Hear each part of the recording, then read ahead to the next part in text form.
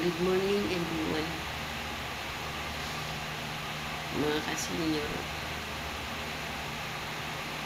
Madaling araw na. Hindi ako makagawa ng tulog. Ganito na rin yata talagang tumatanda. 1:24 ang madaling araw. Ito nito. Hindi ko pa mahuli-huli yung tulog ko. Nag-isip ako.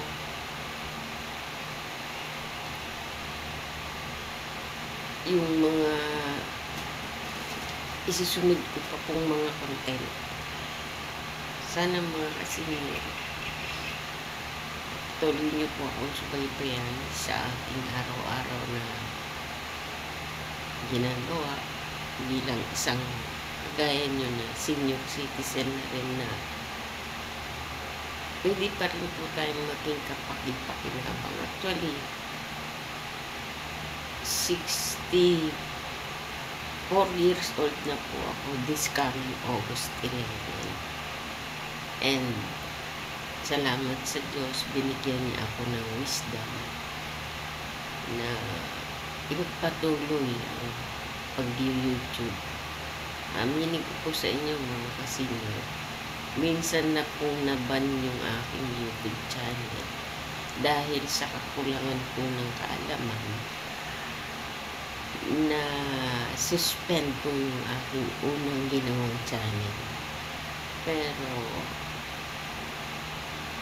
gusto ko po talagang ipagpatuloy at ito po, awa ng Diyos, nagsisimula po akong muli. Sana tangkilikin niyo po mga kasenyor o kahit mga kabataan man, kasi ito po yung mga kahit po senior tayo, ang ibig sabihin, kung wala man lang tayong may ambag na sa pinansyal sa ating pamilya, pwede pa rin naman po tayong maging kapaki-pakinabang sa maraming paraan.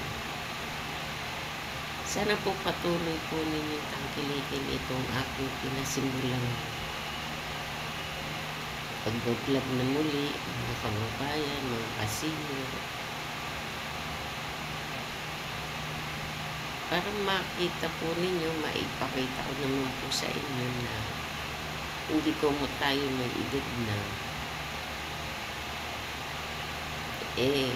uupo na lang po tayo sa isang tabi. Hindi po makakabuti sa ating kalusugan yung mga kababayan ko. Una sa lahat, tayo rin kung unang mabibenepisyo nito dahil yung kagagalaw natin maghapon, exercise na rin po yung kung tutuusin. At mas iigi pa po yung ating pakiramdam. Kasi nababanat yung ating mga kalitiran.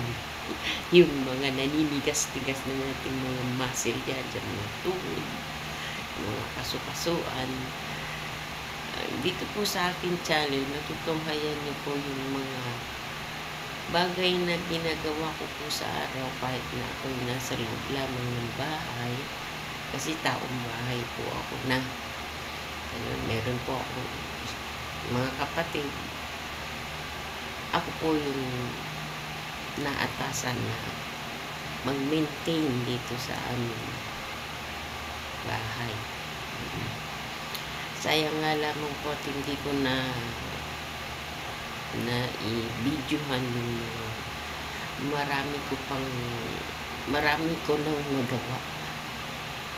Siguro po hindi pa oras, kaya manatili na lang po kayo na nakasubaybay para maipakita ko sa inyo na ang isa pong kagaya ko natin, senior citizen, ay marami pa po tayong pwedeng may ambag sa lipunan, maging sa loob man ng bahay at hanggang sa labas. Sana po tangkilikin niyo itong channel ko para ma-monetize po ako, at sa tulong at awa ng Diyos, kapag ako naman po'y ma-monetize, pangako ko po sa ating nasa itaas na ako po'y handang tumulong sa mga taong mas higit na nangangailangan. Samahan niyo po ako, mga kababayan ko, mga ka-senior. Kahit senior naman tayo, yung pong maliit na halaga na atin pong mapagtutulong-tulungan ay kahit po tayo senior na, ay maaari pa rin po tayong makatulong sa lahat ng tao na nangangailangan. Hindi po ito isang pagsusulisit, mga kababayan ko, para sa aking sarili. Batid po ng ating may kapal ang aking malinis na hangarin. Kasi sa paglabas-labas ko po sa daan, nakikita ko po ang napakarami nating mga kababayan na hindi natin masyadong kagayang pinalad sa buhay. Hindi naman po ako mayaman, hindi naman po. Kung tutuusin, ako po isa lamang tagapangalaga ng bahay nitong aking natatandang kapatid. Sa ganitong paraan, naisip ko po na mayroon pa at mayroong binigay na wisdom ang Panginoon na paraan para kahit ako po sana na nasa loob lang ng bahay, paminsan-minsan lumalabas, may binibili, gamit, na gamitin, pangangailangan para dun sa aking mga gustong gawin, para mabanat-banat naman yung buto ko, at hindi na rin gumayad pa yung aking mga kapatid sa mga manggagawa. Kung kaya ko na rin man lang din po, ako na po ang umaako, like pagpipintura, pagtatanim, pagkukumpuni ng kung ano man kukumpunihin dito sa loob ng bahay. Ganun po. Ang pinupunto ko po, mga kababayan ko, mga ka-senior ko, ako po lubos na humihingi ng inyong bukas na palad para po tayo magkasama-samang makatulong sa mga taong kapuspalad, gaya nga po nitong mga nakaraang bagyo. Gusto ko po nga sanang minsan na rin po kung nag-post sa FB na hindi ko po kailangan ng anumang regalo. Ang gusto ko po yung in kind ba na galing sa puso, upang ako po, kung ako po pala rin na makaipon. Ipagtatapat ko naman po sa inyo lahat, mga kababayan ko, kung sino-sino po at kung saan po nakararating ang inyong mga ibinabahagi. Hindi po ito isang obligasyon, mga kababayan ko. Kung yung may nais lamang po, ganun pa man, mga kababayan ko, hindi po dito natatapos ang aking pagbablam. Sana po panatilihin niyo po, manatili po kayo nakasubaybay sa aking channel, dahil ang hangarin ko po ay hindi po lamang para sa aking sarili, kung hindi yung ako po sana'y loobin ng Diyos na mamonetize para kumita ng pera upang maibahagi sa mga tao less fortunate, more less fortunate kaysa po sa atin. Okay po. Yun lang po mga kababayan ko. Hindi ako makatulog. Madaling araw na. Nag-iisip po ako ng mga bagay-bagay na gagawin ko pa pong muli sa kinabukasan. At sa marami pang pwedeng magawa upang makatulong sa kapwa mga kababayan.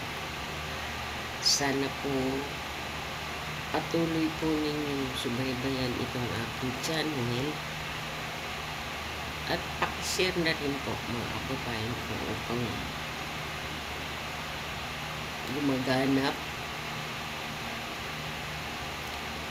ang pag-ibig, pagtutulungan sa mga taong may bukas ang puso ng makaunawa sa wagas ko pong layunin na makatulong sa aking kapwa na kahit ako'y isang senior citizen na nasa bahay lang,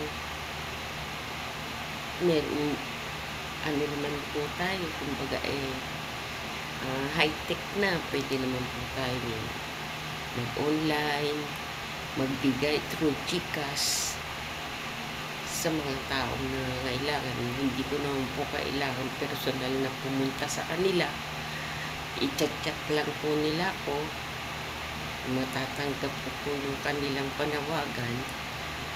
At sa bawat tulong po ninyo mga kababayan ko, mga ka-senior ko, atin pong maihahatid yung ating pagtulong sa kanila.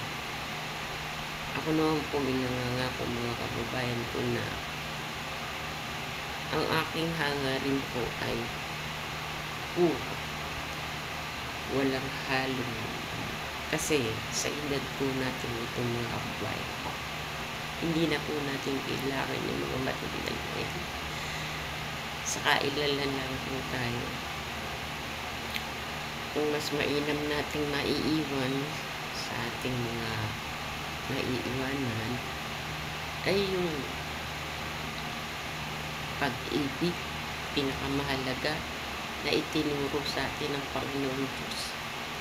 Yung pag-asa na hindi dapat mawala sa puso ng bawat isa at pananampalataya, pero more higit ang pag-ibig.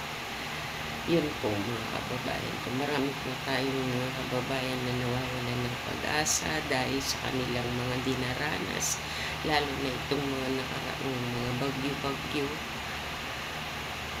Tulungan po natin sila mga kababayan ko na makaahon, mabigyan man lamang ng kaunting ngiti sa pamamagitan ng pagdamay sa kanilang dinaranas ng mga kapighatian, lalo na po itong mga darating na panahon, kabagyuhan mga kababayan ko. Sa awat tulong po ninyo, ako po nananawagan, tumulong po tayo mga kababayan ko. Yun lamang po. At sana po mga kababayan, lubos po ninyo akong nauunawaan.